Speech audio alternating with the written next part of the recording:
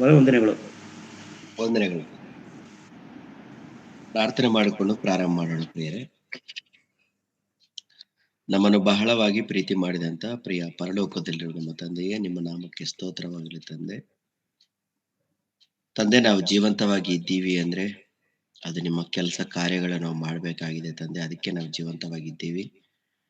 ಅದನ್ನ ತಂದೆ ನಾವು ಯಾವಾಗ ಮನಸ್ಸಲ್ಲಿ ಇಟ್ಕೊಂಡು ಮತ್ತೆ ನಾವು ಯಾವ ರೀತಿ ಬದುಕಬೇಕಂತ ಹೇಳಿ ತಂದೆ ಮತ್ತೆ ಜೀವ ಗ್ರಂಥದಲ್ಲಿ ನೀವು ಬರೆಸಿಟ್ಟಿದ್ದೀರಿ. ಆ ಗ್ರಂಥದಲ್ಲಿ ತಂದೆ ಮತ್ತೆ ಬರೆಯಲ್ಪಟ್ಟಿರೋ ಪ್ರಕಾರ ನಮ್ಮ ಬದುಕು ಇದೆಯೇ ಅಂತ ನಾವು ಆಲೋಚನೆ ಮಾಡುತ್ತಾ ನಮ್ಮನ್ನು ನಾವು ಸರಿಪಡಿಸಿಕೊಳ್ಳುತ್ತಾ ಭೂಮಿ ಮೇಲೆ ಒಳ್ಳೆ ರೀತಿಯಲ್ಲಿ ಬದುಕೋಕೆ ಬೇಕಾದಂತ ಸಹಾಯವನ್ನು ಮಾಡಿ. ಮತ್ತೆ ಇವತ್ತು ನಿಮ್ಮ ಮಾತುಗಳನ್ನ ಧ್ಯಾನ ಮಾಡ್ತಾ ಇದೀವಿ ತಂದೆ. ಮತ್ತೆ ಹೇಳ್ತಾ ಇರುವಂತ ನನಗೆ, ಕೇಳ್ತಾ ಇರುವಂತ ಎಲ್ಲರಿಗೂ ಕೂಡ ಒಳ್ಳೆ ಮನಸ್ಸನ್ನು ಸಹಾಯವನ್ನು ದಯಮಾಡ್ತೀರಂತ ಕೋರಿಕೊಳ್ಳುತ್ತಾ ಯೇಸು ಕ್ರಿಸ್ತನ ಹೆಸರಿನಲ್ಲಿ ಈ ಪ್ರಾರ್ಥನೆ ನಿಮ್ಗೆ ಸಲ್ಲಿಸ್ತೀವಿ ತಂದೆಯೇ, ಆಮೇನ್. ಕರ್ತನಾದ ಯೇಸು ಕ್ರಿಸ್ತನ ಹೆಸರಿನಲ್ಲಿ ಎಲ್ಲರಿಗೆ ಶುಭ ವಂದನೆಗಳು ಪ್ರಿಯರೇ. ಮತ್ತೆ ಇವತ್ತು ನಾವು ಆಲೋಚನೆ ಮಾಡ್ತಾ ಇರುವಂತಹ ಅಂಶವು, ಪಾಠವು ಹೆತ್ತ ಗರ್ಭವು ಧನ್ಯವೋ, ಹೆರದ ಗರ್ಭವು ಧನ್ಯವೋ. ಮತ್ತೊಂದ್ಸತಿ ಪಾಠದ ಹೆಸರು ಹೇಳ್ತಾ ಇದ್ದೀನಿ ಪ್ರಿಯರೇ. ಹೆತ್ತ ಗರ್ಭವು ಧನ್ಯವೋ, ಹೆರದ ಗರ್ಭವು ಧನ್ಯವೋ. ಅಂದ್ರೆ ಮಕ್ಕಳು ಇದ್ದವರು ಧನ್ಯರು, ಮಕ್ಕಳು ಇಲ್ಲದವರು ಧನ್ಯರು. ಯಾರು ಧನ್ಯರು ಪ್ರಿಯರೇ? ಈ ಪ್ರಶ್ನೆಯನ್ನು ಹಾಕಿರೋರು ಯಾರು ಅಂತ ನೋಡುವಾಗ ಪ್ರಿಯರೇ, ಬೈಬಲ್ ಓದ್ತಾ ಇರುವಂತ ಅವರೇ ಅಂತ ಹೇಳ್ಬೋದು.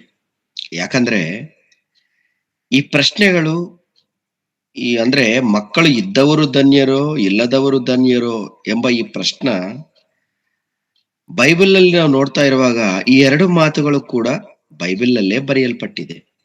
ಒಂದು ಮಾತು ಯೇಸು ಕ್ರಿಸ್ತನ ಬಾಯಿಂದ ಬಂದಿರುವ ಮಾತಾದ್ರೆ, ಇನ್ನೊಂದು ಮಾತು ಯೇಸು ಸ್ವಾಮಿಯನ್ನ ನೋಡಿ ಒಂದು ಸಾಮಾನ್ಯ ಸ್ತ್ರೀ ಬಾಯಿಂದ ಬಂದ ಮಾತು. ಯೇಸು ಸ್ವಾಮಿಯನ್ನು ನೋಡಿ ಆಕೆ ಮಾತನಾಡಿರುವಂತ ಮಾತು. ಮುಂಚಿತವಾಗಿ ಆ ಎರಡು ಮಾತನ್ನ ನಾವು ಬೈಬಲ್ ಅಲ್ಲಿ ನೋಡ್ಕೊಂಡು ಪಾಠವನ್ನು ಧ್ಯಾನ ಮಾಡೋಣ ಪ್ರಿಯರೇ.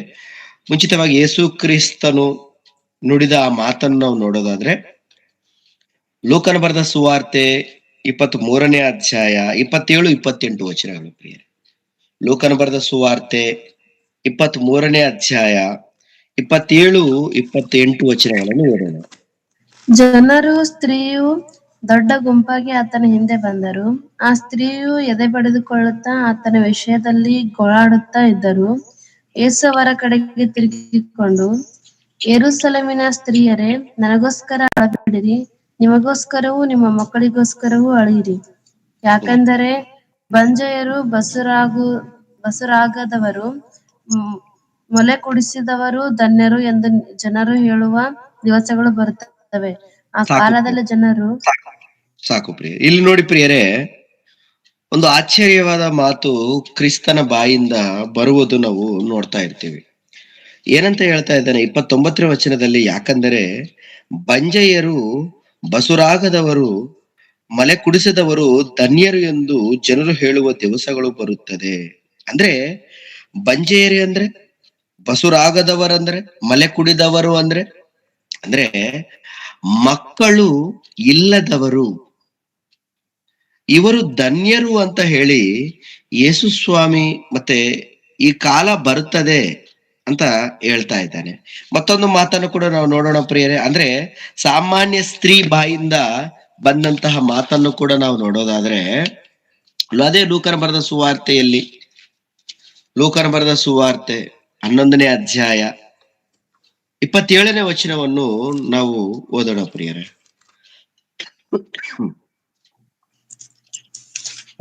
27ನೇ ವಚನ. ಆತನು ಈ ಮಾತುಗಳನ್ನು ಹೇಳುತ್ತಿರುವಾಗ ಜನರಲ್ಲಿ ಒಬ್ಬ ಸ್ತ್ರೀಯು, ನಿನ್ನನ್ನು ಹೊತ್ತ ಗರ್ಭವು ನೀನು ಕುಡಿದ ಮೊಲೆಗಳು ಧನ್ಯವಾದವುಗಳು ಎಂದು ಕೂಗಿದಳು. ಆತನು ಅಂದ್ರೆ ಒಬ್ಬ ಸ್ತ್ರೀ ಈ ಮಾತನ್ನು ಹೇಳ್ತಾ ಇದ್ದಾಳೆ, ನಿನ್ನನ್ನು ಹೊತ್ತ ಗರ್ಭವು ನೀನು ಕುಡಿದ ಮೊಲೆಗಳು ಧನ್ಯವಾದವುಗಳು ಎಂದು ಕೂಗಿದಳು. ಅಂದ್ರೆ ಯೇಸು ಸ್ವಾಮಿ ಮಾತಾಡ್ತಾ ಇರುವಾಗ ಆತನ ಮಾತುಗಳನ್ನ ಕೇಳಿದ ಒಬ್ಬ ಸ್ತ್ರೀ, ಯಾವ ತಾಯಿಯಪ್ಪ ನಿನ್ನನ್ನು ಹೆತ್ತಿದ್ದು, ನೀನು ಯಾರು ಹೊಟ್ಟೆಯಲ್ಲಿ ಹುಟ್ಟಿದ್ದು ಆ ಅಮ್ಮ ಜೀವನ ಧನ್ಯ ಆಯ್ತು, ಎಷ್ಟು ಅದೃಷ್ಟವಂತಳು ಆಕೆ ಅಂತ ಹೇಳಿ ನಿಜವಾಗ್ಲೂ ಅಲ್ಲಿ ಆ ಮರಿಯಮ್ಮನನ್ನು ಹೊಗಳೋದು ನಾವು ನೋಡ್ತೀವಿ. ಜನ್ಮ ಸಾರ್ಥಕ ಆಯ್ತು ಆಕೆದು, ಧನ್ಯಳು ಅಂತ ಪ್ರಿಯರೇ ಇಲ್ಲಿ ನಮ್ಗೆ ಕಂಡು ಬರುತ್ತೆ. ನಿಜವಾಗ್ಲೂ ಅಂದ್ರೆ ಒಂದೇನೋ ಯೇಸು ಸ್ವಾಮಿ ಮಾತನಾಡಿದಂತ ಮಾತು. ಏನಂತ ಮಾತಾಡಿದ್ರು ಯೇಸು ಸ್ವಾಮಿ? ಏನ್ರಿ, ಮಕ್ಕಳು ಇಲ್ಲದವರು ಧನ್ಯರು ಅಂತ ಆ ಮಾತಿನಲ್ಲಿ ಅರ್ಥ. ನಾವು ಲೂಕನ ಬರೆದ ಸುವಾರ್ತೆ 23-29 ವಚನದಲ್ಲಿ ನಾವು ನೋಡ್ದಿವಲ್ವಾ?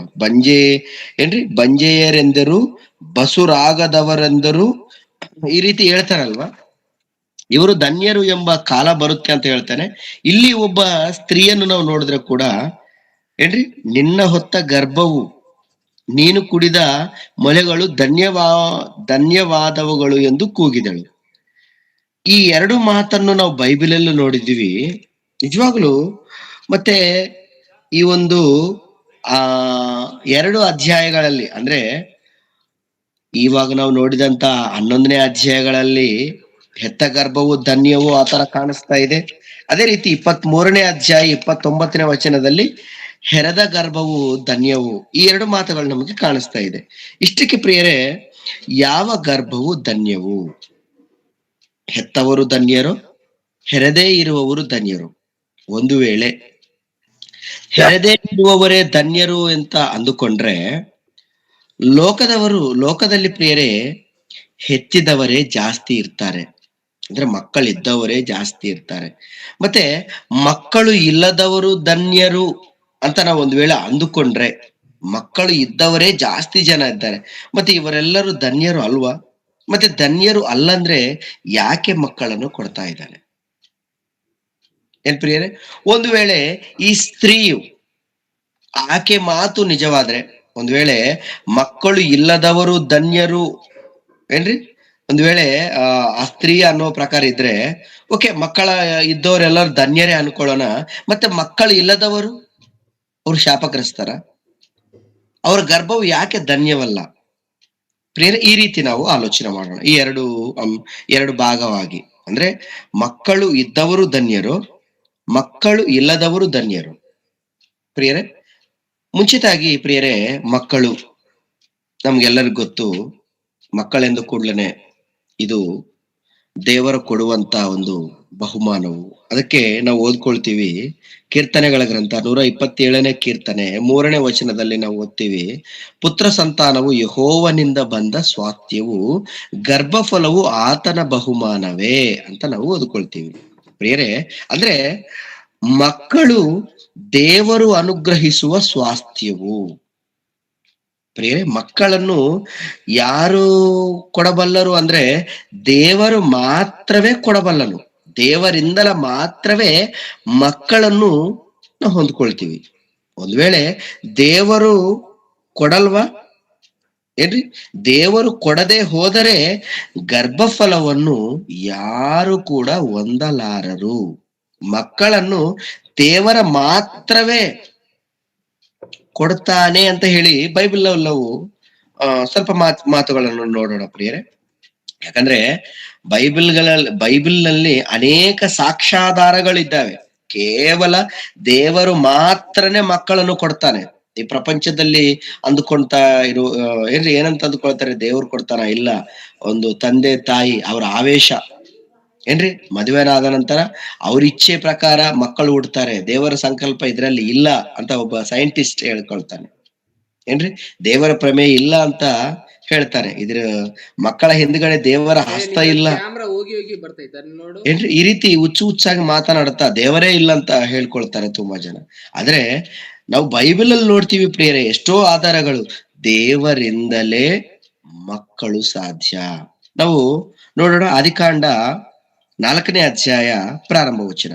ಆದಿಕಾಂಡ 4ನೇ ಅಧ್ಯಾಯ ಪ್ರಾರಂಭ ವಚನ.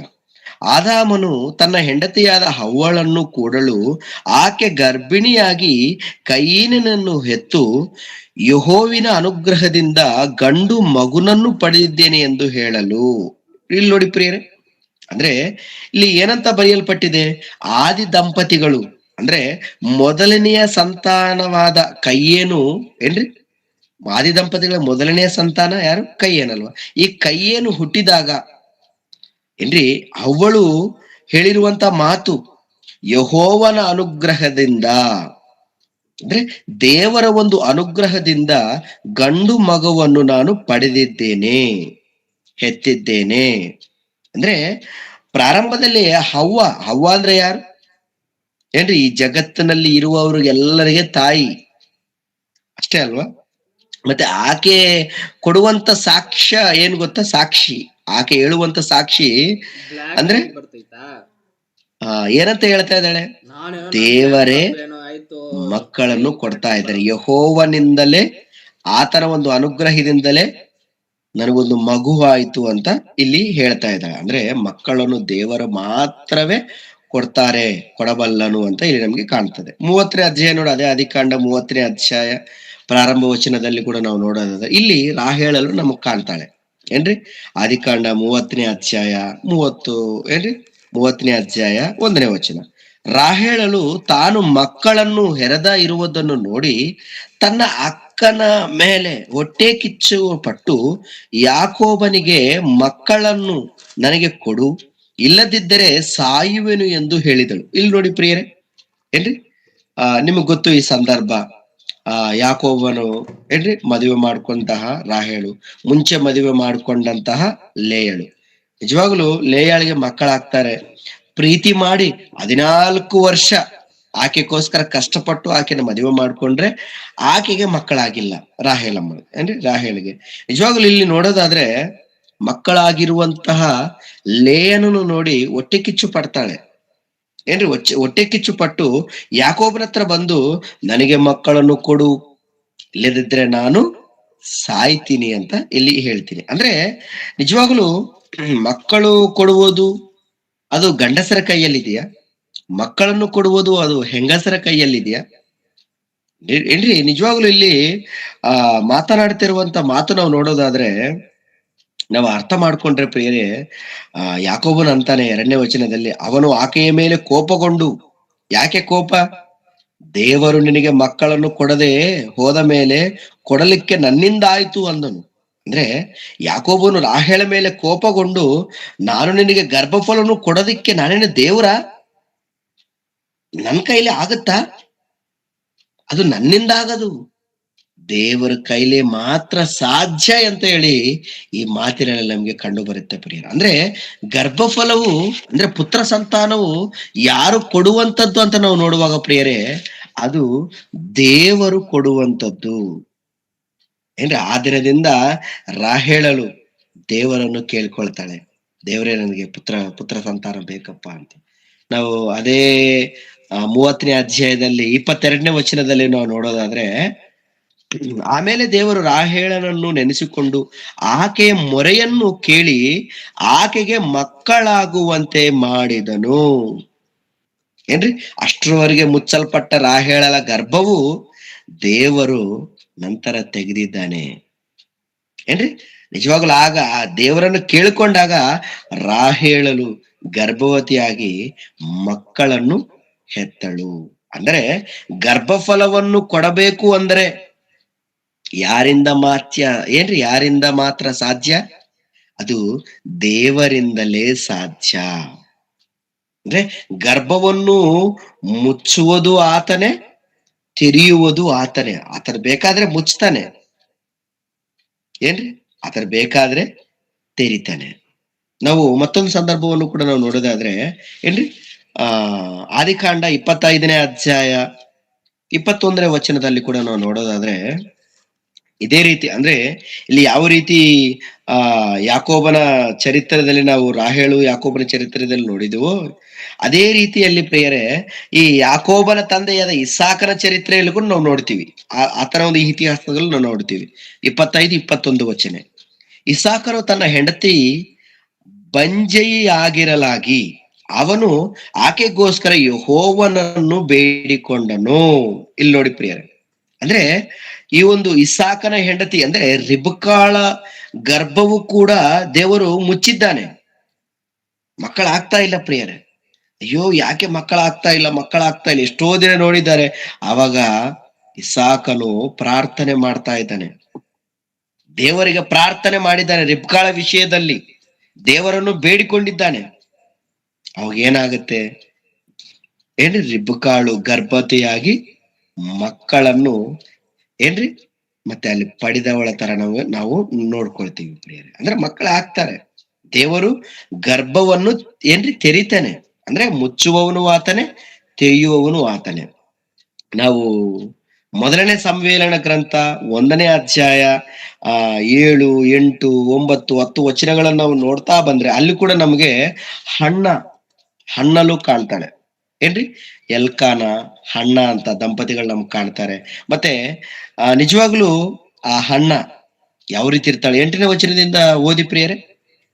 ಮೊದಲನೇ ಸಂವೇಲನ ಗ್ರಂಥ 1ನೇ ಅಧ್ಯಾಯ 8ನೇ ವಚನದಿಂದ.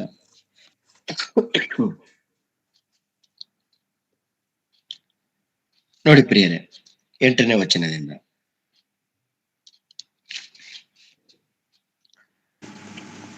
ಆಗ ಆಕೆಯು ಗಂಡನಾದ ಎಲಕಾರನು ಆಕೆಗೆ, ಅನ್ನ ಏಕೆ ಅಳುತ್ತಿ?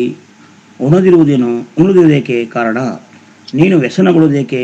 ನಾನು ನಿನಗೆ 10 ಮಂದಿ ಮಕ್ಕಳಿಗೆ ಇಂಥ ಹೆಚ್ಚಾಗಿ ಇದ್ದೀನಲ್ಲ ಅಂದನು.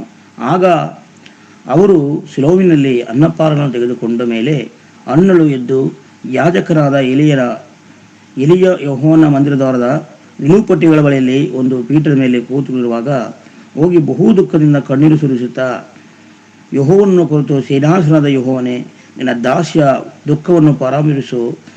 ನನ್ನನ್ನು ತಿರಸ್ಕರಿಸದೆ ಕನಿಕರ ಬಿಟ್ಟು ನನಗೊಬ್ಬ ಮಗನನ್ನು ಕೊಡಬೇಕು. ಅವನು ಜೀವನಿರುವ ತನಕ ನಿನ್ನವನಾಗಿ ಇರುವ ಹಾಗೆ ನಿನಗೆ ಪ್ರತಿಷ್ಠಿಸಿಕೊಡುವೆನು. ಓಕೆ ಪ್ರಿಯರೇ, ಅಂದ್ರೆ ಇಲ್ಲಿ ನಮಗೆ ಕಂಡು ಬರುತ್ತೆ ಏನಂತ, ನಿಜವಾಗ್ಲೂ ಹಣ್ಣ ಅಳ್ತಾ ಇದ್ದಾಳೆ. ಆಕೆ ಅಳ್ತಾ ಇದ್ರೆ ಗಂಡನ ಬಂದು ಮಾತಾಡ್ತಾ ಇದ್ದಾನೆ, ಹಣ್ಣ ಯಾಕೆ ಅಳುತ್ತಿ? ನೀನು ಉಣ್ಣದಿರುವುದಕ್ಕೆ ಕಾರಣ ಏನು? ನೀನು ಯಾಕೆ ಉಣ್ತಾ ಇಲ್ಲ? ಯಾಕೆ ಊಟ ಮಾಡ್ತಾ ಇಲ್ಲ? ಯಾಕೆ? ಮಕ್ಕಳ ಅಷ್ಟೇ ಅಲ್ಲ ಪ್ರಿಯರೇ, ಮಕ್ಕಳು ಇಲ್ಲದವರು ಯಾವ ರೀತಿ ಇರ್ತಾರೋ ಇಲ್ಲಿ ನಮ್ಗೆ ದೇವರು ಬರ್ತಾ ಇದ್ದಾನೆ. ಯಾಕೆ ನೀನು ವ್ಯಸನ ಮಾಡ್ತಾ ಇದೆಯಾ? ಇವೆಲ್ಲ ಬಿಟ್ಬಿಡು, ನಾನೇ ನಿನಗೆ 10 ಮಂದಿ ಮಕ್ಕಳಿಗಿಂತ ಹೆಚ್ಚಾಗಿದ್ದೀನಲ್ಲ ಅಂತಾನೆ. ನಿಜವಾಗ್ಲು ಆದ್ರೆ ಕೂಡ ಆ ಅಮ್ಮ ಅಳ್ತಾನೆ ಇರ್ತಾಳೆ, ಇಲ್ಲ ನನಗೆ ಮಗು ಬೇಕು ಅಂತ. ನಿಜವಾಗ್ಲೂ ಈ ರೀತಿ ಆಲೋಚನೆ ಮಾಡ್ತಾ ಇರುವಾಗ ದೇವರಿಗೆ ಇವರು ಬೇಡಿಕೆ ನೀಡ್ತಾರೆ. ನಿಜವಾಗ್ಲು ಆ ರೀತಿ ದೇವರ ಹತ್ರ ಪ್ರಾರ್ಥನೆ ಮಾಡಿದಾಗ ನಾವು 19-20 ವಚನಗಳನ್ನು ನಾವು ನೋಡಿದಾಗ 19-20 ವಚನಗಳು ಓದಿ ಬ್ರದರ್. ಅವರು ಮರುದಿನ ಬೆಳಿಗ್ಗೆ ಎದ್ದು ಯೆಹೋವನನ್ನು ಆರಾಧಿಸಿ ರಾಮದಲ್ಲಿದ್ದ ತಮ್ಮ ಮನೆಗೆ ಬಂದರು. ಎಲ್ಕಾನನು ತನ್ನ ಹೆಂಡತಿಯನ್ನು ಅನ್ನಳನ್ನು ಕೊಡಲು ಆಕೆಯು ಯೆಹೋವನ ಅನುಗ್ರಹದಿಂದ ಗರ್ಭಿಣಿಯಾಗಿ ದಿನ ತುಂಬಿದ ಮೇಲೆ ಒಬ್ಬ ಮಗನನ್ನು ಎತ್ತಳು. ಯೆಹೋವನನ್ನು ಬೇಡಿಕೊಂಡನೆಂದು ಹೇಳಿ ಆ ಮಗನಿಗೆ ಸಾಮುವೇಲನೆಂದು ಹೆಸರಿಟ್ಟಳು. ಇಲ್ಲಿ ನೋಡಿ ಪ್ರಿಯರ, ಅಂದ್ರೆ ದೇವರ ಅನುಗ್ರಹದಿಂದ, ಯೆಹೋವನ ಅನುಗ್ರಹದಿಂದ ಗರ್ಭಿಣಿಯಾಗಿ ಏನ್ರಿ ಮತ್ತೆ ಓಪನ್ ಆಯ್ತಾ ಗರ್ಭ. ಅಂದ್ರೆ ಈ ಮಾತುಗಳೆಲ್ಲ ನಾವು ಯಾಕೆ ಆಲೋಚನೆ ಮಾಡಿದ್ದೀವಿ ಅಂದ್ರೆ, ಒಂದು ಮಗು ಹುಟ್ಟಬೇಕು ಅಂದ್ರೆ ಅದಕ್ಕೆ ಕಾರಣ ದೇವರು. ಏನ್ರಿ, ಗರ್ಭವನ್ನು ಮುಚ್ಚಬೇಕಂದ್ರೆ ಆತನೇ, ಗರ್ಭವನ್ನು ತೆರೆಯುವವನು ಆತನೇ. ಮತ್ತೆ ಈ ಒಂದು ನಾವು ನಿಟ್ಟಿನಲ್ಲಿ ಆಲೋಚನೆ ಮಾಡಿದ್ರೆ ಗರ್ಭಫಲವು ದೇವರೇ ಕೊಡ್ತಾ ಇದ್ದಾನೆ, ದೇವರಿಂದ ಮಾತ್ರ ಸಾಧ್ಯ. ಮತ್ತೆ ಇವಾಗ ಈ ಗರ್ಭಫಲವು ಹೊಂದಿದವರು ಧನ್ಯರು, ಹೊಂದದೇ ಇರುವವರು ಧನ್ಯರು. ಯಾಕಂತ ನೋಡುವಾಗ ಏನ್ರಿ, ದೇವರಿಂದಲೇ ಮಕ್ಕಳು ಬರ್ತಾ ಇದ್ದಾರೆ ಅಂತ ನೋಡುವಾಗ ಧನ್ಯರು ಏನ್ರಿ ಕಾಣುತ್ತೆ. ಮತ್ತೆ ಯೇಸು ಸ್ವಾಮಿ ಮಾತಾಡಿದಂತ ಮಾತು, ಯಾಕಂದ್ರೆ ಇವತ್ತು ನಾವು ನೋಡ್ತಾ ಇದ್ರು ಪ್ರಪಂಚ ಉಂಟಾಗಿರುವುದು ಆತನಿಂದಲೇ. ಆತನು ಬಾಯಿಂದ ಬಂದಿರುವಂತ ಮಾತು ಏನ್ರಿ ಸುಳ್ಳಾಗದು. ಆಕಾಶವು ಭೂಮಿಯು ಗತಿಸಿ ಹೋಗುವುದೇ ಹೊರತು ಆತನು ಬಾಯಿಂದ ಬಂದಿರುವಂತ ಮಾತು ಅದು ಖಚಿತ ಅಂತ ನಾವು ನೋಡ್ಕೊಳ್ತೀವಿ. ಮತ್ತೆ ಅಂತಾದ್ರಲ್ಲಿ ಪ್ರಿಯರೇ, ಯೇಸು ಸ್ವಾಮಿ ಮಾತಾಡಿದಂತ ಮಾತು, ಲೋಕನ ಬರೆದ ಸುವಾರ್ತೆ 23ನೇ ಅಧ್ಯಾಯ 29ನೇ ವಚನ ನಾವು ನೋಡಿದೀವಲ್ವಾ ಏನ್ರಿ. ಯಾಕಂದರೆ ಬಂಜೆಯರು, ಬಸುರಾಗದವರು, ಮಲೆ ಕುಡಿದವರು ಧನ್ಯರು ಎಂದು ಜನರು ಹೇಳುವ ದಿವಸಗಳು ಬರುತ್ತವೆ ಎಂದು ಯಾಕೆ ಈ ರೀತಿ ಮಾತಾಡ್ತಾ ಇದ್ದಾನೆ ಪ್ರಿಯರೇ? ಅಂದ್ರೆ ನಿನಗೆ ಮಕ್ಕಳಾಗದಂತೆ ನಿನ್ನ ಗರ್ಭಫಲವು ಮುಚ್ಚಲ್ಪಟ್ಟಿದೆಯಾ, ಆದ್ರೆ ನೀನು ಬಾಧೆ ಪಡಬೇಡ. ಬಾಧೆ ಪಡುವ ಅವಶ್ಯಕತೆ ಇಲ್ಲ. ನೀನು ಬಸುರ ಒಂದು ವೇಳೆ ನೀನು ಗರ್ಭವು ನೀನು ಹೆತ್ತಿಲ್ವಾ, ಅಂದ್ರೆ ನೀನು ಮಕ್ಕಳನ್ನು ಪಡೆದಿಲ್ವಾ, ನಿನಗೆ ಮಕ್ಕಳಿಲ್ವಾ, ಗಾಬರಿ ಪಡಬೇಡ.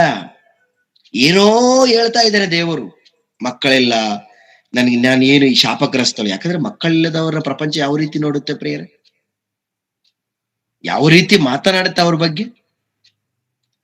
ಇಲ್ಲಿ ನಿಜವಾಗ್ಲೂ ಯೇಸು ಸ್ವಾಮಿ ಒಂದು ಅವ್ರು ನುಡಿದಂತ ಮಾತಿನಲ್ಲಿ ಪ್ರಿಯರೇ, ನೀವು ಧನ್ಯರು ಅಂತ ಹೇಳ್ತಾ ಇದ್ದಾನ, ನೀವು ಮಕ್ಕಳಿಲ್ಲಲ್ವಾ ನೀವು ಧನ್ಯರು ಅಂತ ಹೇಳ್ತಾ ಇದ್ದಾನ. ಆಲೋಚನೆ ಮಾಡೋಣ ಏನ್ರಿ. ಓಕೆ, ಇವಾಗ ಪ್ರಾರಂಭದಲ್ಲಿ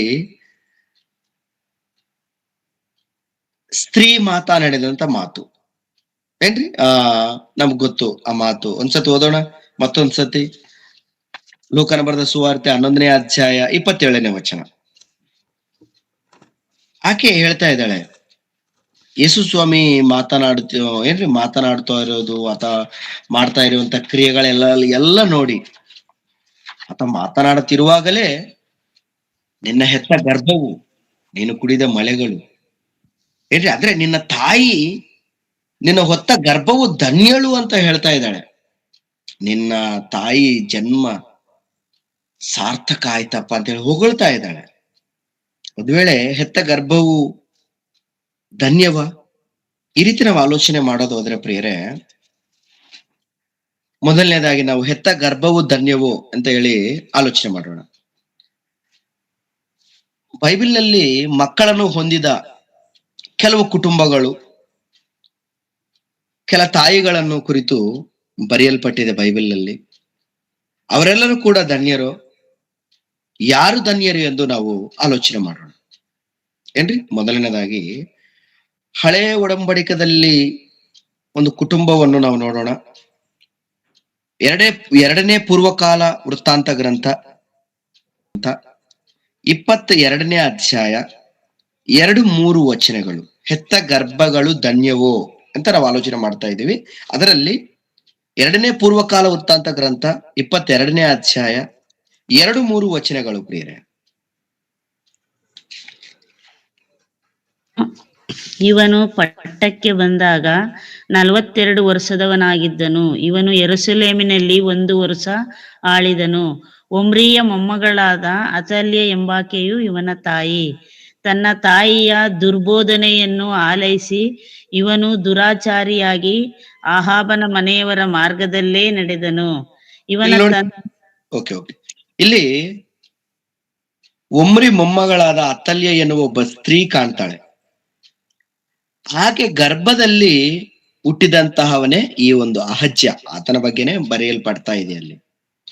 ಈ ಅಹಜ್ಯ ಎಂತವನು ಅಂತ ನಾವು ಓದಿದಾಗ ಅವನಿಗಿರುವಂತ ಸ್ವಭಾವ ಇಲ್ಲ, ಅವನು ಯಾವ ರೀತಿ ತಾಯಿ ಬೆಳೆಸಿದ್ದಾಳೆ ಅಂತ ನಾವು ನೋಡುವಾಗ, ತನ್ನ ತಾಯಿಯು ದುರ್ಬೋಧೆಯನ್ನು ಆಲಿಸಿ ಇವನು ದುರಾಚಾರಿಯಾಗಿ, ಅಂದ್ರೆ ನಿಜವಾಗ್ಲು ಅವನು ಸರಿ ಇಲ್ಲ, ಅವನು ದುಷ್ಟನು, ದುರ್ಮಾರ್ಗನು ಏನ್ರಿ, ಅವನು ದೇವರಿಗೆ ಪಾಪ ಮಾಡಿದವನು, ಅವನ ನಡವಳಿಕೆ ಸರಿ ಇಲ್ಲ ಏನ್ರಿ, ಅವನ ಜೀವನನೇ ಸರಿ ಇಲ್ಲ, ಅವನು ಆ ರೀತಿ ದುರ್ಮಾರ್ಗನು ಆಗೋಕೆ, ದುಷ್ಟನು ಆಗೋಕೆ ಕಾರಣ ತಾಯಿ ಅಂತ ಹೇಳ್ತಾ ಇದ್ದಾಳೆ. ಯಾರು ಆ ತಾಯಿ ಅಂದ್ರೆ ಅತಲ್ಯ ಏನ್ರಿ. ದೇವರು ಗರ್ಭಫಲವನ್ನು ಕೊಟ್ಟಿದ್ದಾನೆ, ಆದ್ರೆ ಬೆಳೆಸೋದ್ರ ವಿಷಯದಲ್ಲಿ ಆಕೆ ಸರಿಯಾಗಿ ಬೆಳೆಸಿಲ್ಲ. ಇವಾಗ ಅವನು ಯಾವ ರೀತಿ ಇದ್ದಾನೆ ಏನ್ರಿ, ದೇವರ ದೃಷ್ಟಿಗೆ ಪಾಪ ಮಾಡಿದವನ ತರ ಇದ್ದಾನೆ, ಪಾಪ ಮಾಡಿದ್ದಾನೆ. ದೇವರ ಕೋಪಕ್ಕೆ ಈ ಒಂದು ಅಹಜ್ಯ ಬಲಿಯಾಗ್ತಾನೆ. ಮತ್ತೆ ಇವಾಗ ದೇವರ ಕೋಪಕ್ಕೆ ಬಲಿಯಾಗಿದಂತ ಇವನು ಪ್ರಿಯರೇ, ಇವನು ಬಲಿಯಾಗೋಕೆ ಕಾರಣ ತಾಯಿನ ಅಷ್ಟೇ ಅಲ್ವಾ. ದೇವರು ಆಶೀರ್ವಾದ ಮೂಲಕ ಮಗನನ್ನು ಕೊಟ್ರೆ ಆ ಮಗನನ್ನು ಯಾವ ರೀತಿ ಬೆಳೆಸಿದ್ದಾಳೆ? ಹುಟ್ಟಿದ ಮಗುವಿಗೆ ದುರ್ಬೋಧೆಯನ್ನು ಕಲಿಸಿದ್ದಾಳಂತೆ. ನಿಜವಾಗ್ಲೂ ಆಹಾಬನ ಸಂತತಿಯ ಮಾರ್ಗದಲ್ಲಿ ನಡಿತಾನವನು, ಅಂದ್ರೆ ದೇವರ ದೃಷ್ಟಿಯಲ್ಲಿ ಕೆಟ್ಟ ನಡತೆಗಳನ್ನು ಏನ್ರಿ ನಿಜವಾಗ್ಲೂ ಅವನು ನಡೆಯೋದು ಅಲ್ಲಿ ನಮ್ಗೆ ಆ ಅಧ್ಯಾಯದಲ್ಲಿ ಕಂಡು ಬರುತ್ತೆ ಪ್ರಿಯರೇ. ದೇವರು ಕೊಟ್ಟ ಗರ್ಭಫಲಕ್ಕೆ ಏನ್ರಿ ನೀತಿ ಕಲಿಸ್ಬೇಕಾಗಿದೆ, ದೇವರ ಒಂದು ಭಯ ಭಕ್ತಿಯಾಗಿ ಕಲಿಸ್ಬೇಕಾಗಿದೆ. ನಿನ್ನೆ ಯಾರು ಕೊಟ್ಟಿದ್ದು, ಏನಕ್ಕೂ ಕೊಟ್ಟಿದ್ದಾನೆ ಅಂತ ಹೇಳಿ ಈ ರೀತಿ ಅವನು ಕಲಿಸ್ಬೇಕು. ದೇವರಂದ್ರೆ ಭಯ ಭಕ್ತಿ ಈ ರೀತಿ ಕಲಿಸಿಲ್ಲ ಪ್ರಿಯರೇ. ಯಾವ ರೀತಿ ಅವನು ಬದುಕಿದ್ದಾನೆ ಅಂತ ನೋಡುವಾಗ ದುರ್ಮಾರ್ಗನಾಗಿ ಬದುಕಿದ್ದಾನೆ, ಸತ್ತೋಗಿದ್ದಾನೆ. ಅವನ ಕುಟುಂಬ ಸರಿಯಾಗಿಲ್ಲ. ಇವಾಗ ಆಕೆ ಗರ್ಭವು ಧನ್ಯವ, ಹೆತ್ತಿದ್ದಾಳೆ, ಮಗನನ್ನು ಪಡೆದಿದ್ದಾಳೆ. ಮತ್ತೆ ಇವಾಗ ಆತ ಸರಿ ಇಲ್ಲ, ಆಕೆ ಸರಿ ಇಲ್ಲ. ಇವಾಗ ಆಕೆ ಗರ್ಭವು ಧನ್ಯವಾ ಏನ್ರಿ? ನಿಜವಾಗ್ಲೂ ಯೇಸು ಸ್ವಾಮಿಯ ವಿಷಯದಲ್ಲಿ, ಯೇಸು ಸ್ವಾಮಿ ಅಂದ್ರೆ ಯೇಸು ಕ್ರಿಸ್ತನನ್ನು ಪಡೆದಂತ ತಾಯಿ ಬಗ್ಗೆ ನಿನ್ನ ಗರ್ಭವು ಧನ್ಯವು,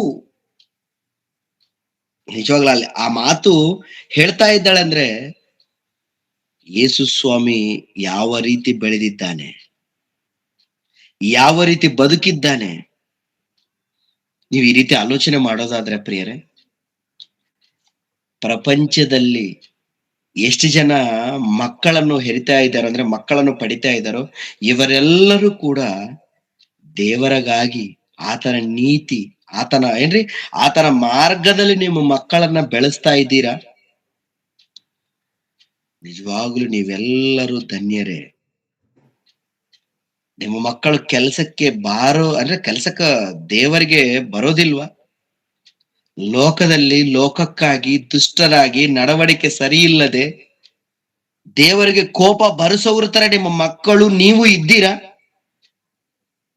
ನಿಮ್ಮ ಗರ್ಭವು ಶಾಪವೂ ಆಗುತ್ತೆ. ಅಂದ್ರೆ ನೀವು ಬೆಂಕಿ ಕೆರೆಗೆ ಹೋಗ್ತೀರಿ, ನಿಮ್ಮ ಮಕ್ಕಳು ಕೂಡ ಬೆಂಕಿ ಕೆರೆಗೆ ಹೋಗ್ತಾರೆ. ಮತ್ತೆ ಅದು ಧನ್ಯರು ಅಂತ ಯಾವ ರೀತಿ ಅನ್ಬೋದು ಪ್ರಿಯರೇ? ಇವಾಗ್ಲೂ ನಿಮ್ಮ ಮಕ್ಕಳನ್ನು ನೋಡಿದವರು, ಯಾವ ತಾಯಿಯಪ್ಪ ನಿನ್ನನ್ನ ಹೆತ್ತಿರೋದು ಅಂತ ಹೇಳಿ ಹೊಗಳಬೇಕೇ ಹೊರತು ಬೈಬಾರದು ಪ್ರಿಯರೇ. ಯೇಸು ಸ್ವಾಮಿಯನ್ನು ನೋಡಿದಂತ ಆ ಸ್ತ್ರೀ, ಯಾವ ತಾಯಿ ಅಪ್ಪ ನಿನ್ನನ್ನು ಅಂತ ಯೇಸು ಸ್ವಾಮಿಯನ್ನು ಹೊಗಳ್ತಾಳೆ, ತಾಯಿಯನ್ನು ಹೊಗಳ್ತಾಳಲ್ವ, ಆ ರೀತಿ ಇದ್ದವರೆಲ್ಲರೂ ಧನ್ಯರು. ಮಕ್ಕಳನ್ನು ದೇವರಿಗಾಗಿ ಬೆಳೆಸುವವರು ಧನ್ಯರು, ಅವರ ಗರ್ಭಫಲವು ಧನ್ಯವೂ ಆಗುತ್ತೆ. ಅವರು ಅವರು ಹೆತ್ತ ಗರ್ಭವೂ ಧನ್ಯವಾಗುತ್ತೆ, ಅವರು ಧನ್ಯರು ಆಗ್ತಾರೆ. ಈ ಅತ್ತಲ್ಯ ನೋಡಿ, ಅತ್ತಲ್ಯ ತರ ಎಷ್ಟು ಜನ ಇಲ್ಲ ಹೇಳಿ ಪ್ರಿಯರೇ?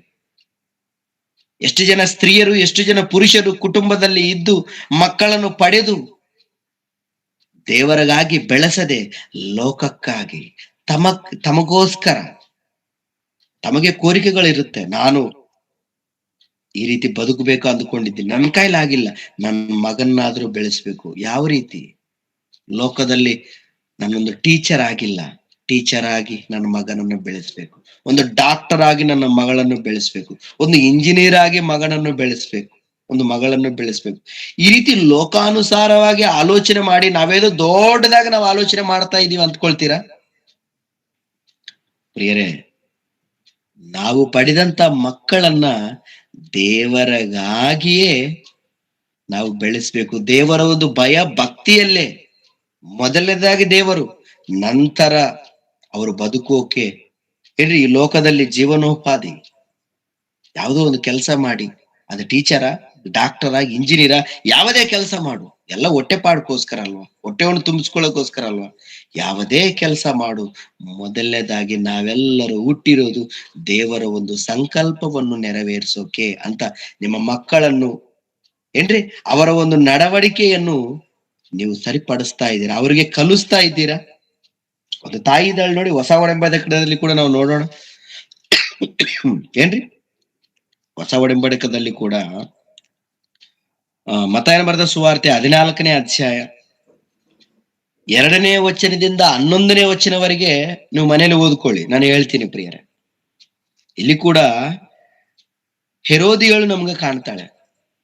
ಏನ್ರಿ ನಿಜವಾಗಲೂ ಈ ಹೆರೋದಿಯಳು ಒಂದು ಕೆಟ್ಟ ಜೀವನ ಅಂತ ಹೇಳ್ಬೋದು. ಯಾಕೆ? ಗಂಡನನ್ನು ಬಿಟ್ಟು ಏನ್ರಿ ಹೆರೋದನ ಹತ್ರ ಇರ್ತಾಳೆ ಪ್ರಿಯರೇ. ಗಂಡನನ್ನು ಬಿಡೋದೇ ತಪ್ಪು, ಮತ್ತೆ ಬಿಟ್ಟು ಏನ್ರಿ ಹೆರೋದನ ಹತ್ರ ಇದ್ದು ಮಗಳನ್ನು ಪಡಿತಾಳೆ. ಮಗಳನ್ನು ಪಟ್ಟಾಗ ಪ್ರಿಯರೇ ಅಲ್ಲಿ ನಾವು ನೋಡ್ತೀವಿ, ಒಂದು ನೀತಿವಂತರಾದ ಯೋಹಾನ ನಮಗ್ ಕಾಣ್ತಾನೆ. ಸ್ನಾನಿಕನಾದ ಯೋಹಾನು, ಸ್ಥಾನಿಕ ಏನ್ರಿ ಸ್ನಾನಿಕ ಅಂದ್ರೆ ದೀಕ್ಷಾ ಸ್ನಾನ ಕೊಡುವಂತ ಯೋಹಾನ ನಮ್ಗೆ ಅಲ್ಲಿ ಕಾಣುತ್ತಾನೆ. ಯೋಹಾನನು ನಿಜವಾಗ್ಲೂ ಅವ್ರಿಗೋಗಿ ಹೇಳ್ತಾನೆ, ನಿಂದು ಏನ್ ಜನ್ಮ ನಿಂದು, ಗಂಡನನ್ನು ಬಿಟ್ಟು ಇವನ ಹತ್ರ ಇದ್ದೀಯಾ, ಬುದ್ಧಿ ಬರಲ್ವಾ ಅಂತ ಹೇಳಿ ಬೈದಾಗ ಆಕೆ ಮನಸ್ಸಲ್ಲಿಟ್ಕೊಂಡು ಈ ವಿಷಯವನ್ನು ಏನ್ರಿ ಹೆರೋದನಿಗೆ ಕೂಡ ಹೇಳ್ತಾಳೆ. ಸಮಯದಕ್ಕೋಸ್ಕರ ಏನ್ರಿ ವೆಯ್ಟ್ ಮಾಡ್ತಾ ಇರ್ತಾಳೆ. ನಿಜವಾಗ್ಲು ಆಕೆ ಮಗಳನ್ನು ಯಾವ ರೀತಿ ಬೆಳೆಸಿದ್ದಾಳೆ ಅಂತ ನಾವು ಈ ಒಂದು ಇತಿಹಾಸದಲ್ಲಿ ನಾವು ನೋಡೋದಾದ್ರೆ, ಈಕೆ ಒಂದು ಇತಿಹಾಸ. ಯಾವ ರೀತಿ ಇತಿಹಾಸ ಅಂದ್ರೆ ಕೆಟ್ಟೋಗಿರುವಂತ ಇತಿಹಾಸ. ಯಾಕೆ ಹೇಳ್ತಾ ಇದ್ದೀನಿ ಈ ತರ ಅಂದ್ರೆ ಪ್ರಿಯರೇ, ಇವಾಗಲೂ ಮಗಳಿಗೆ ನಾಟ್ಯವನ್ನು ಕಳಿಸ್ತಾಳೆ, ಡ್ಯಾನ್ಸ್ ಅಂತ ಹೇಳ್ಬೋದು. ಹೆರೋದನ ಏನ್ರಿ ಬರ್ತ್ಡೇ ಸೆಲೆಬ್ರೇಷನ್ ಮಾಡ್ತಾ ಇರುವಾಗ ಆ ಒಂದು ಈ ಹೆರೋದಿಯ ಮಗಳು ಆ ಒಂದು ಏನ್ರಿ ಹುಟ್ಟಿದಬ್ಬವನ್ನು ಮಾಡ್ತಾ ಇರುವಾಗ ಅಲ್ಲಿ ನಾಟ್ಯ ಮಾಡಿ ಏನ್ರಿ ಅಲ್ಲಿರುವವರೆಲ್ಲರನ್ನ ಮೆಚ್ಚಿಸ್ತಾಳೆ. ಅವಾಗ ತಂದೆ ಕೇಳ್ತಾನೆ, ಅಮ್ಮ ನಿನ್ಗೇನ್ ಬೇಕು ಅಂತ. ಇದ್ರಿಗೋಸ್ಕರನೇ ಎದುರು ನೋಡ್ತಾ ಇದ್ದಾಳೆ ತಾಯಿ. ಈ ರೀತಿ ಕೇಳಬೇಕು, ಅವಾಗ ನೀನು ನನ್ನ ಹತ್ರ ಬರ್ಬೇಕು, ನಾನ್ ನಿನ್ಗೆ ಹೇಳ್ತೀನಿ, ನಾನು ಏನ್ ಹೇಳಿದ್ರೆ ನೀನು ಅದನ್ನೇ ಕೇಳ್ಬೇಕು. ಅಂದ್ರೆ ಒಂದು ಮಗಳು ಕೂಡ ಪ್ರಿಯರೇ ಯಾವ ರೀತಿ ಇದ್ದಾಳೆ, ತಾಯಿ ಏನು ಹೇಳಿದ್ರೆ ಅದೇ. ತಾಯಿ ಯಾವ ರೀತಿ ಬೆಳೆಸಿದ್ದಾಳೆ, ನನ್ನ ಹಾಗೆ, ನನಗೆ ಅವನ ಮೇಲೆ ಹಾಗೆ ಇದೆ, ಅದು ನನಗೆ ತೀರ್ಬೇಕು. ಏನ್ರಿ ಅವನು ಹೆಂಗಾದ್ರೂ ಮಾಡಿ ಶಿಕ್ಷಿಸ್ಬೇಕು ಅವನ್ನ. ಮಗಳ ಮುಖಾಂತರ ಏನ್ರಿ ಶಿಕ್ಷೆಯನ್ನು ನಿಜವಾಗ್ಲೂ ಇಲ್ಲಿ ಕೊಡೋದು ನಾವು ನೋಡ್ತೀವಿ. ಮಗಳು ಬರ್ತಾಳೆ, ಅಮ್ಮ ನಿಜವಾಗ್ಲು ನೀನು ಹೇಳಿದಾಗ ನಾನು ಎಲ್ಲರನ್ನ ಮೆಚ್ಚಿಸಿದ್ದೀನಿ, ನಾನು ಏನ್ ಕೇಳಬೇಕು ಅಂದ್ರೆ ಆ ಬ್ಯಾಪ್ಟಿಸಮ್ ಕೊಡುವಂತ ಯೋಹಾನನ ತಲೆಯನ್ನು ಕೇಳು. ತಲೆ ಒಂದು ಬಾಲಲ್ಲ, ಅದು ಬಂಗಾರ ಅಲ್ಲ, ಅದು ಬೆಳ್ಳಿ ಅಲ್ಲ, ಅದು ಏನ್ರಿ ತಲೆಯನ್ನು ಕೇಳ್ತಾಳ. ಎಂತ ಸ್ವಭಾವ! ಆ ತಲೆಯನ್ನು ನಿಜವಾಗ್ಲು ಬಂದು ಕೇಳಿದಾಗ ಒಬ್ಬನು ಹೋಗಿ ಆ ಯೋಹಾನನ ಒಂದು ಆ ತಲೆಯನ್ನು ಆ ಪ್ಲೇಟಲ್ಲಿ ಇಟ್ಟು ಏನ್ರಿ ನಿಜವಾಗ್ಲು ತಂದು ಆಕೆಗೆ ಕೊಟ್ರೆ ಈಕೆ ತಗೊಂಡೋಗಿ ತಾಯಿಗೆ ಕೊಟ್ಲಂತೆ. ಯಾವ ರೀತಿ ಬರೆಯಲ್ಪಟ್ಟಿದೆ ನೋಡಿ ಪ್ರಿಯರೇ. ಎಷ್ಟು ದುರ್ಮಾರ್ಗದ ಮಾರ್ಗದಲ್ಲಿ ಒಂದು ಹೆತ್ತ ಗರ್ಭವು ಯಾವ ರೀತಿ ಬೆಳೆಸಿದೆ ನೋಡಿ. ಆ ಗರ್ಭ ಏನ್ರಿ ಯಾವ ರೀತಿ ಬೆಳೆಸಿದೆ ಅಂದ್ರೆ ತಾಯಿ ಯಾವ ರೀತಿ ಬೆಳೆಸಿದ್ದಾಳೆ ಮಗಳನ್ನ. ಆ ಪ್ಲೇಟಲ್ಲಿ ತಗೊಂಬಂದು ಏನ್ರಿ ಆ ತಲೆಯನ್ನು ಕೊಟ್ರೆ ಈಕೆ ತಗೊಂಡು ಹೋಗ್ತಾಳಂತೆ. ಭಯ ಇಲ್ವಾ? ಅಯ್ಯೋ ತಲೆ ಅಲ್ವಾ ಅದು? ಅದೇನು ನೋಡೋಕೆ ಏನೇನು ಬಹುಮಾನನ ಅದು? ಎಷ್ಟು ಕ್ರೂರದಿಂದ ಮಗಳನ್ನು ಬೆಳೆಸಿದ್ದಾಳೆ ನೋಡಿ. ಈ ರೀತಿ ನಾನು ಏನ್ರಿ ನನ್ನ ಹಾಗೆ ತೀರಿಲ್ಲ, ನನ್ನ ಮಗಳಿಂದ ಆದ್ರೂ ನಾನು ತೀರ್ಸ್ಕೋಬೇಕಂತ ಹೇಳಿ ಮಕ್ಕಳನ್ನ ಈ ರೀತಿ ಬೆಳೆಸೋರು ಇಲ್ವಾ? ಇದ್ದಾರೆ. ನನ್ನ ಕನಸು ನನ್ನ ಮಕ್ಕಳಿಂದ ನಾನು ಸಾಕ್ಬೇಕು. ಯಾವ ರೀತಿ ಅಪ್ಪ ನಿನ್ ಕನಸು? ಯಾವ ರೀತಿ ಇದೆ? ಯಾವ ರೀತಿ ನಿಮ್ಮ ಮಕ್ಕಳನ್ನ ಬೆಳೆಸ್ತಾ ಇದ್ದೀರಿ? ಇವತ್ತು ಪ್ರಪಂಚದಲ್ಲಿ ನಾವು ನೋಡೋದಾದ್ರೆ ಪ್ರಿಯರೇ, ಮಕ್ಕಳನ್ನು ಪಡೆದವರೆಲ್ಲರೂ ಗರ್ಭವು ಧನ್ಯವಾ? ಯಾವ ರೀತಿ ಧನ್ಯವಾಗುತ್ತೆ? ದೇವರು ಕೊಟ್ಟು ಬಾಧೆ ಪಡ್ತಾ ಇದ್ದಾನೆ. ದೇವರ ಬಾಧಕ್ಕೆ ಏನ್ರಿ ಆತನ ನೋವಿಗೆ ಕಾರಣ ಯಾರಂದ್ರೆ ತಂದೆ ತಾಯಿಗಳೇ ಮಕ್ಕಳನ್ನು ಸರಿಯಾಗಿ ಬೆಳೆಸ್ತಾ ಇಲ್ಲ, ದೇವರಿಗಾಗಿ ಬೆಳೆಸ್ತಾ ಇಲ್ಲ. ನಿಮ್ಮನ್ನ ಧನ್ಯರು ಅಂತ ಹೇಳ್ಬೇಕಾ? ನೀವು ಧನ್ಯರು ಅಲ್ಲ. ಮಕ್ಕಳನ್ನ ನೀವು ಲೋಕಕ್ಕಾಗಿ, ಮಕ್ಕಳನ್ನ ನೀವು ನನಗೆ ಕೊಡ್ಬೇಕಾದ ನಿಮ್ಗೆ ಕೊಟ್ರೆ ನೀವು ಯಾರಿಗಾಗಿ ಬೆಳೆಸ್ತಾ ಇದ್ದೀರಾ? ನಿಮಗೋಸ್ಕರ ಏನ್ರಿ?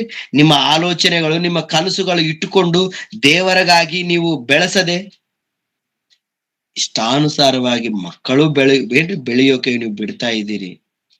ನೀವು ಬೆಳೆಸ್ತಾ ಇದ್ದೀರಾ ಅಂತ ನೋಡುವಾಗ ಪ್ರಿಯರೇ, ಈ ಒಂದು ಗರ್ಭ ಫಲಗಳು, ಇವರನ್ನ ಅತಿ ಹೆತ್ತವರ ಗರ್ಭಗಳು ಧನ್ಯವು ಅಂತ ಹೇಳಬಹುದಾ?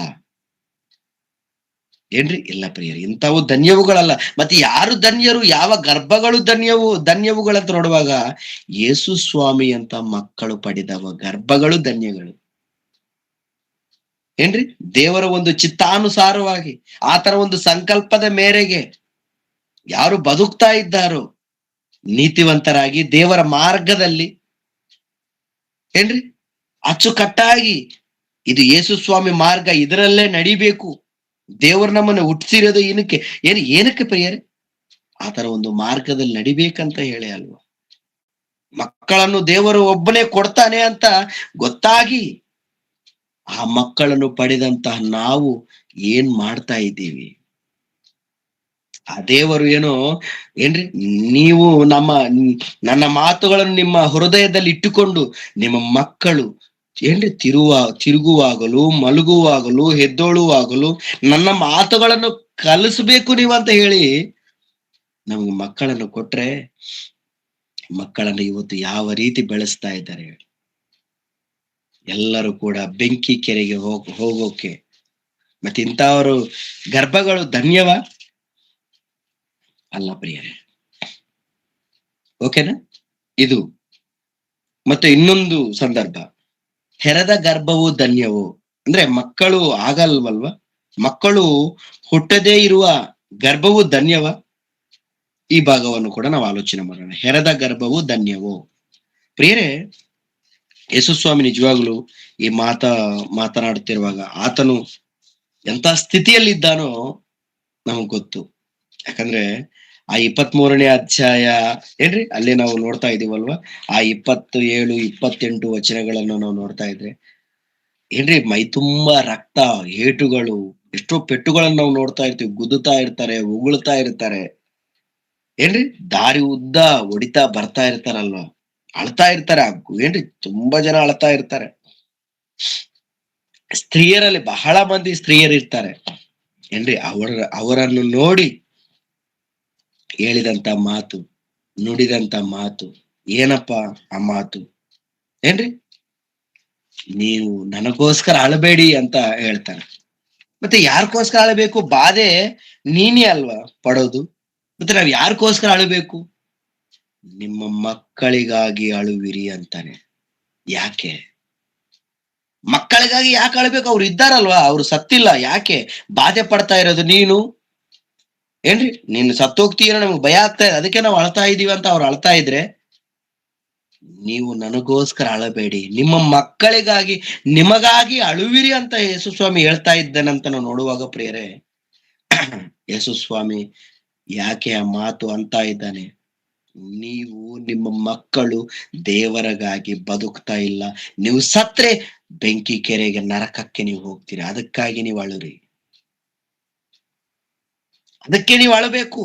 ನನಗೋಸ್ಕರ ಅಲ್ಲ, ನಾನು ಸತ್ರೆ ಪರಲೋಕಕ್ಕೆ ಹೋಗ್ತೀನಿ. ಯಾಕಂದ್ರೆ ತಂದೆ ಚಿತ್ತಾನುಸಾರವಾಗಿ ಆತನ ಒಂದು ಸಂಕಲ್ಪವನ್ನು ನಾನು ನೆರವೇರಿಸಿದ್ದೀನಿ. ನನಗೋಸ್ಕರ ಯಾಕೆ ಅಳ್ತೀರಿ?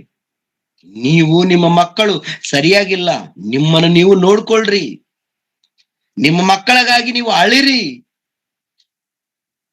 ನಿಜವಾಗ್ಲು ಇದೇ ಸಂದರ್ಭ ಇರ್ಮಿಯಾನ ಗ್ರಂಥ ಏನ್ರಿ, ಇರ್ಮಿಯಾ ಗ್ರಂಥ 22ನೇ ಅಧ್ಯಾಯ 10ನೇ ವಚನದಲ್ಲಿ ನಾವು ನೋಡ್ತೀವಿ, ಸತ್ತವರ ಬಗ್ಗೆ ಅಳಬೇಡ್ರಿ ಅಂತಾನೆ. ನಾನು ಸಾಯ್ತೀನ, ನನಗೋಸ್ಕರ ಯಾಕೆ ಅಳ್ತೀರ? ಇನ್ನ ಬದುಕಿದ್ದಾರೆ ಅವ್ರಿಗೋಸ್ಕರ ಅಳಿರಿ ಅಂತಾರೆ. ಬದುಕಿದ್ದವ್ರ ಬಗ್ಗೆ ಯಾಕೆ ಅಳಬೇಕು? ಯಾಕಂದ್ರೆ ನಿಜವಾಗ್ಲೂ ಪ್ರಿಯರೇ, ಹೋಗಿಲ್ವಲ್ವ ಅವರು ಬದುಕು ಓದ್ಕೊಳ್ರಿ. ಸತ್ತವನಿಗಾಗಿ ಬಳಬೇಡಿರಿ, ಬದುಕೊಳ್ಳಬೇಡಿರಿ. ಒಂದು ಅಧ್ಯಾಯ ಒಂದು ವಚನದಲ್ಲಿ ಇರುವಂತ ವಾಕ್ಯವೇನಪ್ಪಾ ಅಂದ್ರೆ, ಭೂಮಿ ಮೇಲೆ ಇರುವವರಿಗೋಸ್ಕರ ಆಳ್ಬೇಕೆ ಹೊರತು ಸತ್ತು ಹೋದವರ ಬಗ್ಗೆ ಅಲ್ಲ. ಇಲ್ಲಿ ಯೇಸು ಸ್ವಾಮಿ ನುಡಿದಂತ ಮಾತು ಕೂಡ, ನನಗೋಸ್ಕರ ಅಲ್ಲ ಆಳೋದು, ನೀವು ನಿಮಗೋಸ್ಕರ, ನಿಮ್ಮ ಮಕ್ಕಳಿಗೋಸ್ಕರ ಅಳುವಿರಿ ಅಂತ ಇದ್ದಾನಂದ್ರೆ, ಮಕ್ಕಳಿಗೋಸ್ಕರ ಯಾಕೆ? ನಿಮ್ಮ ಮಕ್ಕಳು ಸರಿಯಾಗಿ ಬೆಳಿತಾ ಇಲ್ಲ, ನೀವು ಸರಿಯಾಗಿ ಬೆಳಿತಾ ಇಲ್ಲ. ಅದಕ್ಕೆ ಯೇಸು ಸ್ವಾಮಿ ಕೆಳಗಡೆ 29ನೇ ವಚನದಲ್ಲಿ, ಲೂಕನ ಬರೆದ ಸುವಾರ್ತೆ ಏನ್ರಿ, ಓದೋಣ ಆ ಮಾತು. 23ನೇ ಅಧ್ಯಾಯ 29ನೇ ವಚನದಲ್ಲಿ ನಾವು ನೋಡೋದಾದ್ರೆ ಏನ್ರಿ, ಹೆರದ ಗರ್ಭವು ಧನ್ಯವು ಎಂಬ ಹೇಳುವ ದಿವಸಗಳು ಬರ್ತದೆ ಅಂತ ಹೇಳ್ತಾನೆ.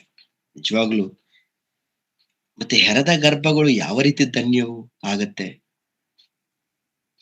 ಯಾವ ರೀತಿ ಆಗುತ್ತೋ ಪ್ರಿಯರೇ, ಬೈಬಲ್ ಮುಖಾಂತರ ವಿಷಯಗಳನ್ನ ಏನ್ರಿ ಧ್ಯಾನ ಮಾಡಿದ್ರೆ ನಮ್ಗೆ ಅರ್ಥ ಆಗುತ್ತೆ. ಯಾವ ರೀತಿ ಅಂತೆ ಏನ್ರಿ, 1ನೇ ಕೊರಿಂಥದವರಿಗೆ ಬರೆದ ಪತ್ರಿಕೆ 4ನೇ ಅಧ್ಯಾಯ 15ನೇ ವಚನವನ್ನು ನಾವು ನೋಡೋಣ. 1ನೇ ಕೊರಿಂಥದವರಿಗೆ ಪೌಲನು ಬರೆದ ಮೊದಲನೇ ಪತ್ರಿಕೆ, ಕೊರಿಂಥದವರಿಗೆ ಪೌಲನು ಬರೆದ 1ನೇ ಪತ್ರಿಕೆ 4ನೇ ಅಧ್ಯಾಯ 15ನೇ ವಚನ. ಓದಿತ್ತು. ನಿಮಗೆ ಕ್ರಿಸ್ತನಲ್ಲಿ ಉಪಾಧ್ಯಾಯರು ಸಾವಿರಾರು ಮಂದಿ ಇದ್ದರೂ ತಂದೆಗಳು ಬಹುಮಂದಿ ಇಲ್ಲ. ನಾನೇ ನಿಮ್ಮನ್ನು ಸುವಾರ್ತೆಯ ಮೂಲಕ ಕ್ರಿಸ್ತ ಯೇಸುವಿನಲ್ಲಿ ಪಡೆದೆನು. ಹೇಳ್ತಾ ಇದ್ದಾನೆ, ನಾನೇ ನಿಮ್ಮನ್ನು ಸುವಾರ್ತೆಯ ಮೂಲಕ ಕ್ರಿಸ್ತ ಯೇಸುವಿನಲ್ಲಿ ಪಡೆದೆನು ಅಂದ್ರೆ ಹೆತ್ತನ, ನಾನೇ ನಿಮ್ಮನ್ನ ಹೆತ್ತಿದ್ದೇನೆ ಅಂತ ಹೇಳ್ತಾ ಇದ್ದಾನೆ. ಅಂದ್ರೆ ಪೌಲನಿಗೆ ಮದುವೆ ಆಗಿದೆಯಾ? ಇಲ್ವಲ್ವಾ? ಮತ್ತೆ ನನ್ನ ಮಕ್ಕಳು ನೀವೇ, ನಾನೇ ನಿಮ್ಮನ್ನ ಪಡೆದಿದ್ದೇನೆ ಅಂತ ಹೇಳ್ತಾ ಇದ್ದಾನೆ. ಗಲಾತ್ಯದವರಿಗೆ ಬರೆದ ಪತ್ರಿಕೆ, ಗಲಾತ್ಯದವರಿಗೆ ಬರೆದ ಪತ್ರಿಕೆ 4ನೇ ಅಧ್ಯಾಯ 19ನೇ ವಚನವನ್ನು ಕೂಡ ನೋಡೋಣ. ನೋಡಿ ಪ್ರಿಯ,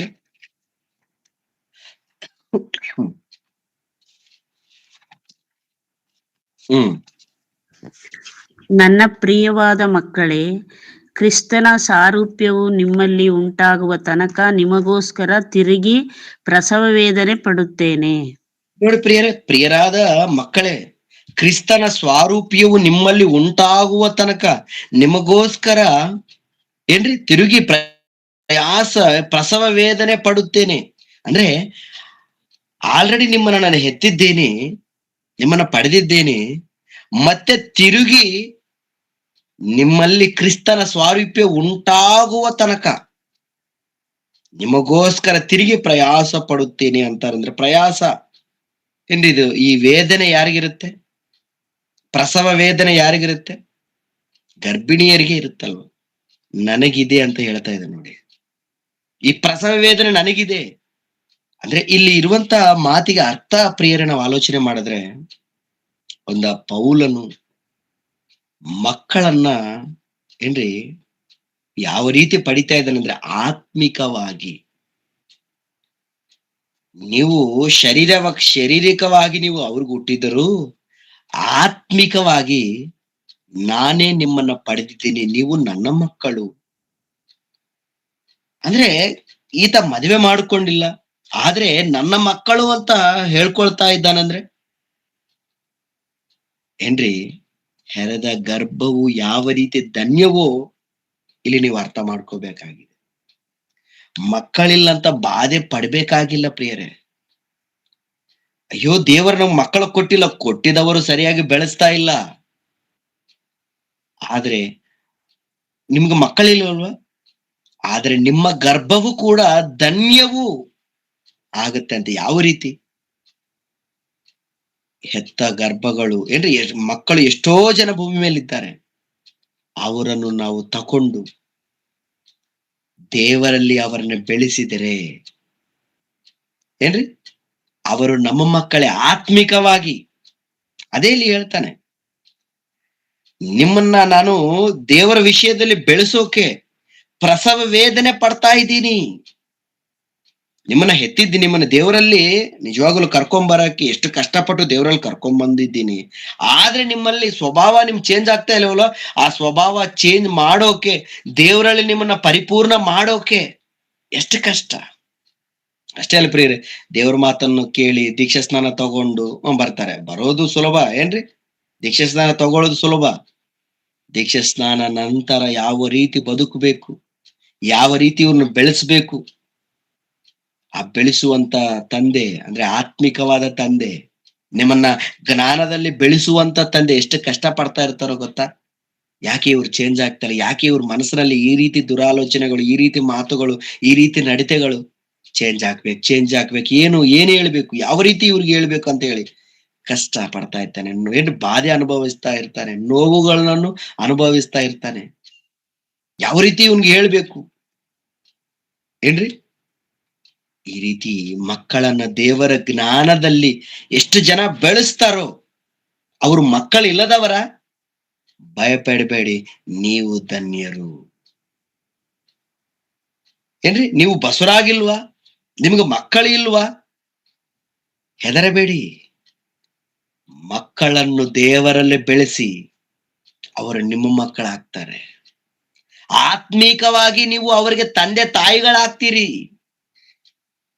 ಎಷ್ಟು ಜನನ್ನ ಪಡೆದಿದ್ದೀರಿ ನೀವು ಈ ರೀತಿ ಆತ್ಮಿಕವಾಗಿ? ಈ ರೀತಿ ಆತ್ಮಿಕವಾಗಿ ಪಡೆದಂತವರ ಗರ್ಭಗಳು ಕೂಡ ಧನ್ಯವು.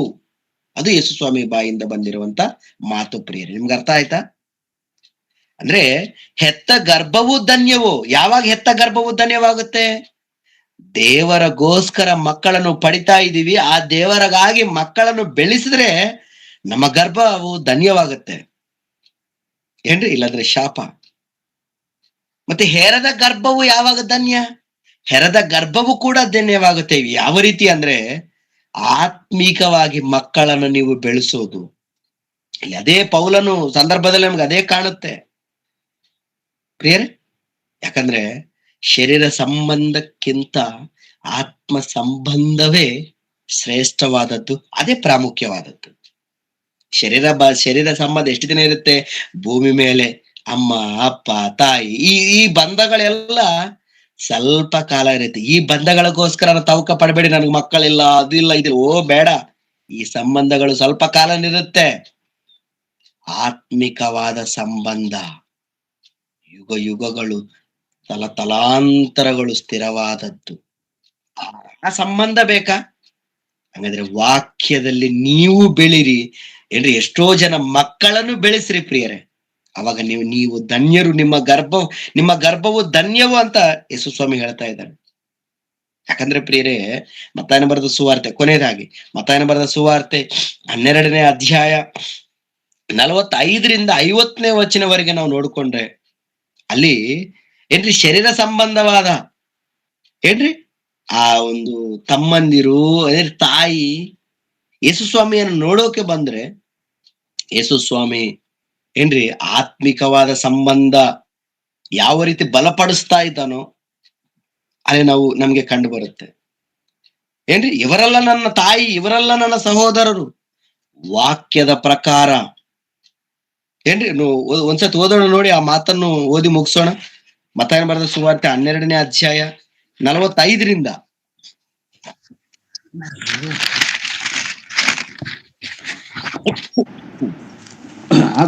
ಆಗ ಒಬ್ಬನು, ಇಗೋ ನಿನ್ನ ತಾಯಿಯು ನಿನ್ನ ಸಹೋದರರು ನಿನ್ನನ್ನು ಮಾತಾಡಿಸಬೇಕೆಂದು ಹೊರಗೆ ನಿಂತಿದ್ದಾರೆ ಅಂದನು. ಅದಕ್ಕಾತನು ಆ ಮಾತು ಹೇಳಿದವನಿಗೆ, ನನಗೆ ತಾಯಿಯು ಯಾರು, ನನಗೆ ಸಹೋದರರು ಯಾರು ಎಂದು ಹೇಳಿ ಶಿಷ್ಯರ ಕಡೆ ಕೈ ತೋರಿಸಿ, ಇಗೋ ನನ್ನ ತಾಯಿ, ನನ್ನ ಸಹೋದರರು, ಪರಲೋಕದಲ್ಲಿರುವ ನನ್ನ ತಂದೆ ಹೆಚ್ಚಿದಂತೆ ನಡೆಯುವವನೇ ನನಗೆ ತಮ್ಮನು, ತಂಗಿಯೂ ತಾಯಿಯೂ ಆಗಿರಬೇಕು ಅಂದನು.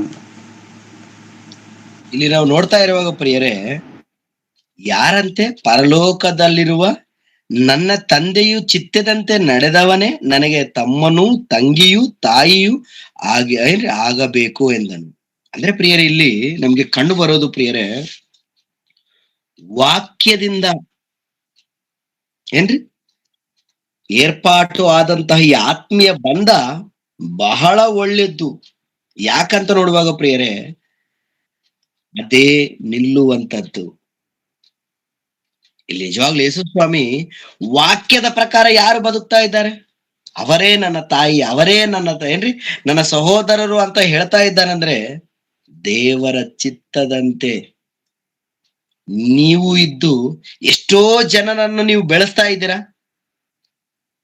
ನೀವು ಧನ್ಯರು. ಮಕ್ಕಳಾಗಿಲ್ಲ ಅಂದ್ರೆ ಪರವಾಗಿಲ್ಲ ಏನ್ರಿ, ಮಕ್ಕಳು ಆಗಿ ಏನ್ರಿ, ಮಕ್ಕಳನ್ನು ಬೆಳೆಸದೆ ಎಲ್ಲರೂ ಕೂಡ ಫೇಲ್ ಆಗಿ ಶಾಪಗ್ರಸ್ತರಾಗ್ತಾ ಇದ್ದಾರೆ. ಧನ್ಯರ ಅವರು? ಇವತ್ತು ಅನ್ಕೋಬಹುದು ಅವರು, ನಾನು ಮಕ್ಕಳನ್ನು ಪಡೆದಿದ್ದೀನಿ, ಗ್ರೇಟ್. ಏನ್ ಗ್ರೇಟ್ ಇಲ್ಲ, ಶಾಪಗ್ರಸ್ತಳು ನೀನು, ಶಾಪಗ್ರಸ್ತನು ನೀನು. ಯಾಕೆ ಗೊತ್ತಾ? ಯಾಕೆ? ಮಕ್ಕಳನ್ನು ಕೊಟ್ಟಂತಹ ದೇವರ ಬಗ್ಗೆ ನೀನು ಹೇಳಿಲ್ಲ. ಆ ದೇವರಿಗಾಗಿ ನೀನು ನಿನ್ನ ಮಕ್ಕಳನ್ನು ಏನ್ರಿ ಬೆಳೆಸಲಿಲ್ಲ, ನೀನು ಬದುಕಲಿಲ್ಲ. ಆದ್ರೆ ಮಕ್ಕಳಿಲ್ಲದವರು ಕೂಡ ಧನ್ಯರು ಆಗುವ ಒಂದು ಆಶೀರ್ವಾದವನ್ನು ದೇವರು ಕೊಡ್ತಾ ಇದ್ದಾನೆ. ಮಕ್ಕಳನ್ನು ಆತ್ಮೀಕವಾಗಿ ಬೆಳೆಸುವಂತ ಏನ್ರಿ ಒಂದು ಕೆಲಸ. ನಿಜವಾಗ್ಲು ಆ ಕೆಲಸದಲ್ಲಿ ಮಕ್ಕಳಿಲ್ಲದವರು ಇದ್ರೆ ಅವರು ಧನ್ಯರು. ಓಕೆನಾ ಪ್ರಿಯರೇ? ಹೆರದ ಗರ್ಭವೂ ಧನ್ಯವು, ಹೆತ್ತ ಗರ್ಭವೂ ಧನ್ಯವು. ಈ ಪಾಠ ನಿಮ್ಗೆ ಅರ್ಥ ಆಯ್ತು ಅಂತ ನಂಬುತ್ತಾ ಮುಗಿಸ್ತಾ ಇದ್ದೀನಿ. ಪ್ರಾರ್ಥನೆ ಮಾಡಿಕೊಳ್ಳೋಣ. ನಮ್ಮನ್ನು ಬಹಳವಾಗಿ ಪ್ರೀತಿ ಮಾಡಿದಂತ ಪ್ರಿಯ ಪರಲೋಕದಲ್ಲಿರುವ ನಮ್ಮ ತಂದೆಯೇ, ನಿಮ್ಮ ನಾಮಕ್ಕೆ ಸ್ತೋತ್ರವಾಗಲಿ ತಂದೆ. ಮತ್ತೆ ತಂದೆ, ಮಕ್ಕಳು ಅದು ನಿಮ್ಮಿಂದಲೇ ಸಾಧ್ಯ, ಪ್ರಪಂಚದಲ್ಲಿ ಯಾರು ಕೂಡ ಕೊಡಲ್ಲ ತಂದೆ. ಅಂತ ಒಂದು ಆಶೀರ್ವಾದವನ್ನು ನಿಜವಾಗ್ಲೂ ನೀವು ನಮಗೆ ಕೊಟ್ರೆ, ಮತ್ತೆ ಇವಾಗ ಮಕ್ಕಳನ್ನು ಪಡೆದಂತಹ ನಾವು ಆ ಮಕ್ಕಳನ್ನು ನಿಮಗಾಗಿ, ನಾವು ಕೂಡ ನಿಮಗಾಗಿ ಬದುಕದಿದ್ದರೆ, ಮಕ್ಕಳನ್ನು ಬೆಳೆಸದಿದ್ದರೆ ನಮ್ಮ ಗರ್ಭವು ತಂದೆ ಹೆತ್ತರೂ ಕೂಡ ಧನ್ಯವೂ ಆಗಲ್ಲ. ಮತ್ತೆ ನಮ್ಮ ಗರ್ಭವು ಧನ್ಯವೂ, ಹೆತ್ತಂತ ಗರ್ಭಗಳು ಧನ್ಯವೂ ಆಗಬೇಕಂದ್ರೆ ಮಕ್ಕಳನ್ನು ನಿಮಗಾಗಿ ನಾವು ಬೆಳೆಸ್ಬೇಕು. ನಿಜವಾಗ್ಲೂ ಈ ಮಾತುಗಳನ್ನು ನೀವು ಮಾತನಾಡಿದಕ್ಕಾಗಿ ನಿಮಗೆ ಸ್ತೋತ್ರ. ಅದೇ ರೀತಿ ಹೆರದ ಗರ್ಭವು ಧನ್ಯವೂ, ಯಾವ ರೀತಿ ಧನ್ಯವಾಗುತ್ತೆ ಅಂತ ನೀವು ಹೇಳಿದ್ದೀರಿ. ಹೆರದ ಗರ್ಭವು ಕೂಡ ಧನ್ಯವಾಗಬೇಕು ಅಂದ್ರೆ ಲೋಕದಲ್ಲಿ ಎಷ್ಟೋ ಜನ ಮಕ್ಕಳಿದ್ದಾರೆ. ಆ ಮಕ್ಕಳನ್ನ ಆತ್ಮಿಕವಾಗಿ ನಿಮ್ಮಲ್ಲಿ ನಾವು ಬೆಳೆಸ್ಬೇಕು. ಅದು ಆತ್ಮಿಕವಾದ ಸಂಬಂಧ, ಅದು ನಿಶ್ಚಿತವಾದ ಸಂಬಂಧ, ಅದೇ ಉಳಿಯುವಂತ ಸಂಬಂಧ. ಇಂಥ ಒಂದು ಅದೃಷ್ಟವನ್ನು ನೀವು ಕೊಟ್ಟಿದ್ದೀರಿ, ನಿಮಗೆ ಸ್ತೋತ್ರ ತಂದೆ. ಈ ಮಾತುಗಳನ್ನು ಕೇಳಿದ್ದಾರೆ ಯಾರು ಕೇಳಿ ಬೆಳೆದಂತೆ ಈ ಮಾತುಗಳಲ್ಲಿ ಇರುವಂತಹ ಅರ್ಥವನ್ನು ಅವರು ತಂದೆ ಚೆನ್ನಾಗಿ ಆಲೋಚನೆ ಮಾಡಿ ಅರ್ಥ ಮಾಡಿಕೊಂಡು ಅವ್ರ ಜೀವನಗಳಲ್ಲಿ ಉನ್ನತವಾಗಿ ಬದುಕೋಕೆ ಬೇಕಾದಂತಹ ಸಹಾಯವನ್ನು ಮಾಡಿ. ವಾಕ್ಯವನ್ನು ಕೇಳಿದವ ಎಲ್ಲವರನ್ನು ಕೂಡ ಜ್ಞಾಪಕ ಮಾಡಿಕೊಡ್ರಿ.